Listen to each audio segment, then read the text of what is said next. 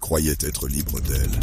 Mais Souter n'avait jamais disparu. Iceland 2, épisode 3, la reconquête de Souter. Souter croyait connaître le prince. Elle avait bâti son jugement bien avant de le comprendre. De retour au palais, elle décida de se rapprocher de lui, non par devoir, mais par curiosité. Elle le tenta de le séduire, avec retenue d'abord, comme on teste une porte qu'on n'est pas certaine de vouloir ouvrir. Il accueillit sa présence avec respect, sans empressement, sans reproche. Cela la troubla. Elle s'attendait à une victoire facile, à un homme encore suspendu à son absence, mais il restait mesuré, attentif, presque distant. Plus elle l'observait, plus elle doutait de l'image qu'elle s'était forgée. Sa beauté n'était pas ostentatoire, mais profonde. Son sourire, lorsqu'il apparaissait, éclairait la salle comme un rayon de soleil perçant les nuages. Jadis, elle l'avait cru intéressé uniquement par son pouvoir, persuadée qu'il cherchait à unir leur magie pour dominer davantage. Elle comprit peu à peu combien elle s'était trompée. Lors de leurs échanges, il se souvenait de tout, des couleurs qu'elle aimait, des mets qu'elle préférait, de ses silences, de ses colères, de ses doutes. Il parlait d'elle comme d'un être qu'il avait réellement connu, pas idéalisé. Troublé, Souter se mit à se renseigner en secret. Elle offrit des présents choisis selon ses goûts, parfois simples, parfois inattendus. Certains lui semblaient en jadis étranges, presque indignes d'un prince. Mais elle réalisa que ses goûts révélaient une âme sincère, libre des apparences. Elle observa son règne. Oui, il était implacable, mais jamais cruel sans raison. Chaque punition était précédée